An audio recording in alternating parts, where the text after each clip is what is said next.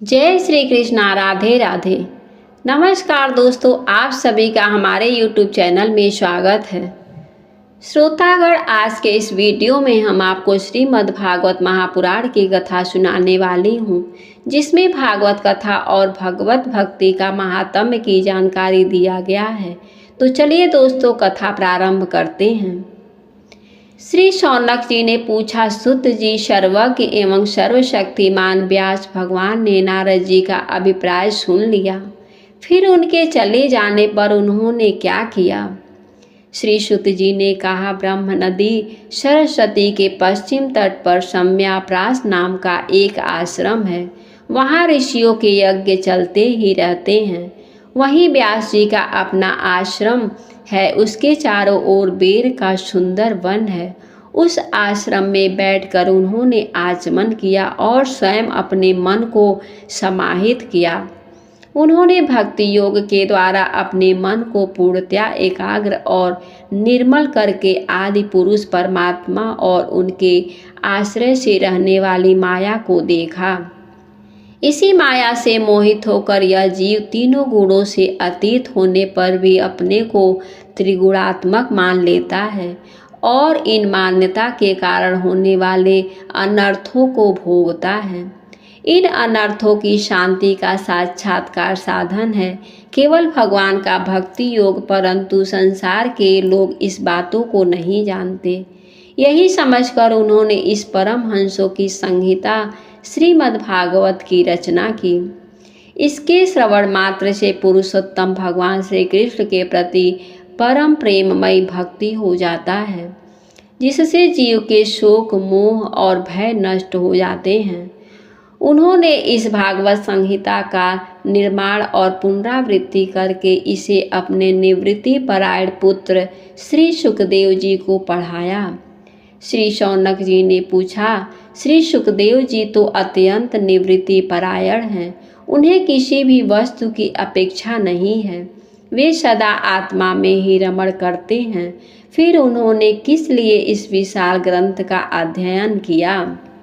श्री सुत जी ने कहा, जो लोग ज्ञानी हैं, जिनकी अविद्या की गांठ खुल गई है और जो सदा ही आत्मा में ही रमण करने वाले हैं, वे भी भगवान के हेतु रहित भक्ति किया करते हैं, क्योंकि भगवान के गुण ही ऐसे मधुर हैं जो सबको अपनी ओर खींच लेते हैं।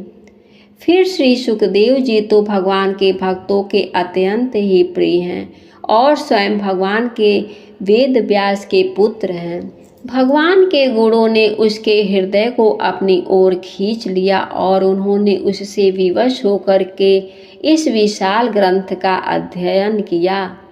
शौनक जी, अब मैं राजर्षि परीक्षित के जन्म, कर्म और मोक्ष की तथा पांडवों के स्वर्गारोहण की कथा कहता हूँ, क्योंकि इन्हीं से भगवान श्री कृष्ण की अनेकों कथाओं का उदय होता है। जिस समय महाभारत युद्ध में कौरव और पांडव दोनों पक्षों के बहुत से वीर गति को प्राप्त हो चुके थे और भीमसेन की गदा के प्रवाह से दुर्योधन की जांघ टूट चुकी थी, तब अश्वत्थामा ने अपनी स्वामी दुर्योधन का प्रिय कार्य समझकर द्रौपदी के सोते हुए पुत्रों के सिर काट कर उसे भेंट किए।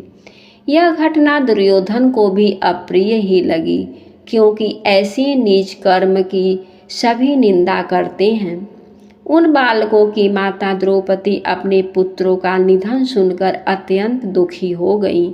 उसकी आंखों में आंसू छलछला आए, वह रोने लगी। अर्जुन ने उसे सांत्वना देते हुए कहा, कल्याणी, मैं तुम्हारे आंसू तब पोंछूंगा जब उस आतताई ब्राह्मणधम का सिर गांडवी धनुष के बाणों से काटकर तुम्हें भेंट करूंगा और पुत्रों की अंत्येष्टि क्रिया के बाद तुम उस पर पैर रखकर स्नान करोगी। अर्जुन ने इन मीठी और विचित्र बातों से द्रौपदी को सांत्वना दी और अपने मित्र भगवान श्री कृष्ण की सलाह से उन्हें सारथी बनाकर कवच धारण कर और अपने भयानक गांडीव धनुष को लेकर वे रथ पर सवार हुए तथा गुरुपुत्र अश्वत्थामा के पीछे दौड़ पड़े। बच्चों की हत्या से अश्वत्थामा का भी मन उद्विग्न हो गया था। जब उसने दूर से ही देखा कि अर्जुन मेरी ओर झपटे हुए आ रहे हैं, तब वह अपने प्राणों की रक्षा के लिए पृथ्वी पर जहाँ तहाँ भाग सकता था, रुद्र से भयभीत सूर्य की भांति भागता रहा। जब उसने देखा कि मेरे रथ के घोड़े थक गए हैं और मैं बिल्कुल अकेला हूँ, तब उसने अपने को बचाने का एकमात्र साधन ब्रह्मास्त्र ही समझा। यद्यपि उसे ब्रह्मास्त्र को लौटाने की विधि मालूम न थी, फिर भी प्राण संकट देखकर उसने आचमन किया और ध्यानस्थ होकर ब्रह्मास्त्र का संध्या किया। उस अस्त्र से सब दिशाओं में एक बड़ा प्रचंड तेज फैल गया। अर्जुन ने देखा कि अब तो मेरे प्राण पर ही आ बनी है। तब उन्होंने श्री कृष्ण से प्रार्थना की। उन अर्जुन ने कहा, श्री कृष्ण, तुम सच्चिदानंद स्वरूप परमात्मा हो, तुम्हारी शक्ति अनंत है, तुम ही भक्तों को अभय देने वाले हो, जो संसार की धकधकी हुई आग में जल रहे हैं। जीवों को उससे उबारने वाले एकमात्र तुम ही हो। तुम प्रकृति से परे रहने वाले आदि पुरुष साक्षात परमेश्वर हो। अपनी चित्त शक्ति से बहिरंग एवं त्रिगुणमयी माया को दूर भगाकर अपने अद्वितीय स्वरूप में स्थित हो। वही तुम अपने प्रभाव से माया मोहित जीवों के लिए धर्माधिरूप कल्याण का विधान करते हो। तुम्हारा यह अवतार पृथ्वी का भार हरण करने के लिए और तुम्हारे अनन्य प्रेमी भक्तजनों के निरंतर स्मरण ध्यान करने के लिए ही है। स्वयं प्रकाश स्वरूप श्री कृष्ण यह भयंकर तेज सब ओर से मेरी ओर आ रहा है। यह क्या है, कहाँ से क्यों आ रहा है, इसका तुम्हें बिल्कुल पता नहीं है। भगवान ने कहा, अर्जुन, यह अश्वत्थामा का चलाया हुआ ब्रह्मास्त्र है। यह बात समझ लो कि प्राण संकट उपस्थित होने से उसने इसका प्रयोग तो कर दिया, परंतु वह इस अस्त्र को लौटाना नहीं जानता है। तुम किसी भी दूसरे अस्त्र से इसको दबा देने की शक्ति नहीं, शस्त्रास्त्र विद्या को भली भांति जानते ही हो। ब्रह्मास्त्र तेज से ही इसका ब्रह्मास्त्र की प्रचंड आग को बुझा दो। सुत जी कहते हैं, हे अर्जुन, विपक्षी वीरों को मारने में बड़े प्रवीण थे। भगवान की बात सुनकर उन्होंने आचमन किया और भगवान की परिक्रमा करके ब्रह्मास्त्र के निवारण के लिए ब्रह्मास्त्र का ही संध्यान किया। बाणों से वेष्टित उन दोनों ब्रह्मास्त्रों के तेज प्रलयकालीन सूर्य एवं अग्नि के समान आपस में टकराकर सारे आकाश और दिशाओं में फैल गए और बढ़ने लगे। तीनों लोगों को जलाने वाली उन दोनों अस्त्रों की बड़ी हुई लपटों से प्रजा जलने लगी और उसे देखकर सबने यही समझा कि यह प्रलय काल की सांवर्तक अग्नि है। उस आग से प्रजा का और लोगों का नाश होते देखकर भगवान की अनुमति से अर्जुन ने उन दोनों को ही लौटा लिया। अर्जुन की आंखों से क्रोध से लाल लाल हो रही थी। उन्होंने झटपट कर उस क्रूर अश्वत्थामा को पकड़ लिया और जैसे कोई रस्सी से पशु को बांध ले वैसे ही बांध लिया।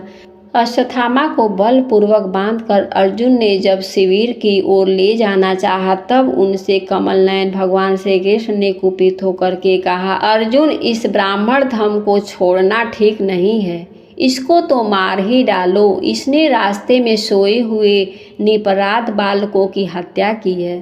धर्मवेत्ता पुरुष, सावधान मतवाले, पागल, सोए हुए बालक, स्त्री, विवेक ज्ञान शून्य, शरणागत, रथहीन और भयभीत शत्रुओं को कभी नहीं मारते, परंतु जो दुष्ट और क्रूर पुरुष दूसरों को मारकर अपने प्राणों का पोषण करता है, उसका तो वध ही उसके लिए कल्याणकारी है, क्योंकि वैसी आदत को लेकर यदि वह जीता है तो और भी पाप करता है और उन पापों के कारण नरकगामी होता है। फिर मेरे सामने ही तुमने द्रौपदी से प्रतिज्ञा की थी कि मानवती, जिसने तुम्हारे पुत्रों का वध किया है उसका सिर मैं उतार लाऊंगा। इस पापी कुलांगर आतताई ने तुम्हारे पुत्रों का वध किया है और अपने स्वामी दुर्योधन को भी दुख पहुंचाया है, इसलिए अर्जुन, इसे मार ही डालो। भगवान श्री कृष्ण ने अर्जुन के धर्म की परीक्षा लेने के लिए इस प्रकार प्रेरणा की, परंतु अर्जुन का हृदय महान था। यद्यपि अश्वत्थामा ने उनके पुत्रों की हत्या की थी, फिर भी अर्जुन के मन में गुरुपुत्र को मारने की इच्छा नहीं हुई। इसके बाद अपने मित्र और सारथी श्री कृष्ण के साथ वे अपने युद्ध शिविर में पहुंच गए। वहां अपने मृत पुत्रों के लिए शोक करती हुई द्रौपदी को उसे सौंप दिया। द्रौपदी ने देखा कि अश्वत्थामा पशु की तरह बांध कर लाया गया है। निंदित कर्म करने के कारण उसका मुख नीचे की ओर झुका हुआ है। अपना अनिष्ट करने वाले गुरुपुत्र अश्वत्थामा को इस प्रकार अपमानित देखकर द्रौपदी का कोमल हृदय कृपा से भर आया और उसने अश्वत्थामा को नमस्कार किया। गुरुपुत्र का इस प्रकार बांधकर लाया जाना सती द्रौपदी को सहन नहीं हुआ। उसने कहा, छोड़ दो, इन्हें छोड़ दो, ये ब्राह्मण हैं, हम लोगों के अत्यंत पूजनीय हैं, जिनकी कृपा से आपने रहस्य के साथ सारे धनुर्विद्या और प्रयोग तथा उपसंहार के साथ संपूर्ण शास्त्रों का ज्ञान प्राप्त किया है। वे आपके आचार्य द्रोण हैं, पुत्र के रूप में आप के सामने खड़े हैं। उनकी अर्धांगिनी कृपी अपने वीर पुत्र की ममता से ही अपने पति का अनुगमन नहीं कर सकी। वे अभी जीवित हैं। महाभाग्यवान आर्यपुत्र, आप तो बड़े धर्मज्ञ हैं। जिस गुरुवंश के नित्य पूजा और वंदना करनी चाहिए, उसी को व्यथा पहुँचाना आपके योग्य कार्य नहीं है। जैसे अपने बच्चे के मर जाने से मैं दुखी होकर रो रही हूँ और मेरी आंखों से बार बार आंसू निकल रहे हैं, वैसे ही इनकी माता पतिव्रता गौतमी न रोएं। जो उच्च श्रृंखल राजा अपने कृत्यों से ब्राह्मण कुल को कुपित कर देते हैं, वही कुपित ब्राह्मण कुल उन राजाओं को सब परिवार शोक अग्नि में डालकर शीघ्र ही भस्म कर देता है। शुद्ध जी ने कहा, शौनकादि ऋषियों, द्रौपदी की बात धर्म और न्याय के अनुकूल थी। उसमें कपट नहीं था, करुणा और समता थी। अतएव राजा युधिष्ठिर ने रानी के इन हित भरे श्रेष्ठ वचनों का अभिनंदन किया। साथ ही नकुल, सहदेव, सात्विक, अर्जुन, स्वयं भगवान श्री कृष्ण और वहां पर उपस्थित सभी नर नारियों ने द्रौपदी की बात का समर्थन किया। उस समय क्रोधित होकर भीमसेन कहा, जिसने सोते हुए बच्चों को न अपने लिए और न अपने स्वामी के लिए बल्कि व्यर्थ ही मार डाला, उसका तो वध ही उत्तम है।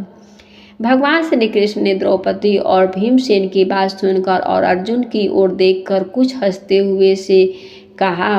भगवान श्री कृष्ण बोले, पतित ब्राह्मण का भी वध नहीं करना चाहिए और आतताई को मार ही डालना चाहिए। शास्त्रों में मैंने ही ये दोनों बातें कही है, इसलिए मेरी दोनों आज्ञा का पालन करो। तुमने द्रौपदी को सांत्वना देते समय जो प्रतिज्ञा की थी, उसे भी सत्य करो। साथ ही भीमसेन, द्रौपदी और मुझे जो प्रिय हो वह भी करो।